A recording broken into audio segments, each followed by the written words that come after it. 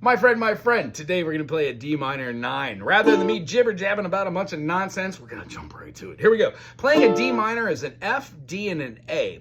When we view music, we view it through the eyes of the major. D, E, F sharp, G, A, B, C sharp, and D. So when we flatten the 3 to get the major chord turning into a minor chord, we also must flatten the 6th and the 7th of the chord. That leaves us with one flat, B flat. So the notes we have are D, E, F, G, A, B flat, C, and D. Thusly, when we think about going past D and we play E, that is the next note in line. Tertiarily speaking, it's right after D, as it's not a D sharp or an E flat.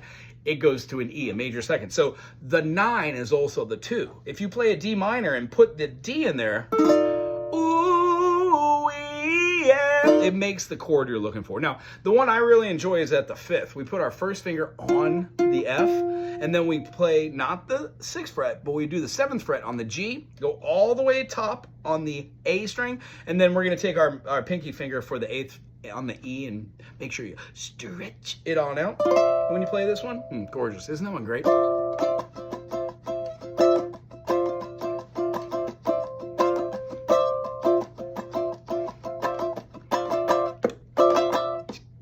Felt like Crosby, Stills, and Asher.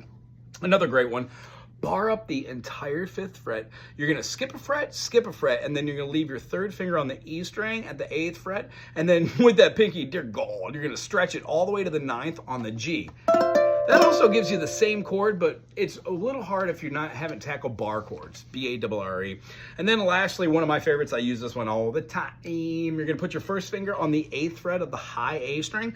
You're gonna take your secondary finger, and just how you think it would feel, it's gonna go to the 9th fret on the G string. Your 3rd finger is gonna comfortably fit on the E, on the 10, and then uncomfortably, you're gonna play the C string, not on the 11, but on the 12 to get the actual C note. How do you practice these chords? Well, you go back and forth. You kind of move from one side to another, utilizing the chords. So if you know how to play a D minor, next time you're jamming out in the key of, I don't know, let's say C major or F major, maybe we could find ourselves looking at the D minor as being something you can alter and change into one of these extended chords. The other caveat that I would love to talk about in the last couple sections of this, if you're still with me, is this. Whenever we have these notes, this is just the triad. This is the chord, but the other 2 notes are important. As we saw today, to make a major into a minor, you flatten the 3, the 6, and the 7. Therefore, there are other modes just besides this one, natural minor or Aeolian. Sometimes you add back in that natural 7 or you add back in that natural 6, and they form something called harmonic minor or melodic minor. 2 very amazing ways to express yourself in a minor key. If you enjoyed this musical jibber jab, why don't you subscribe to be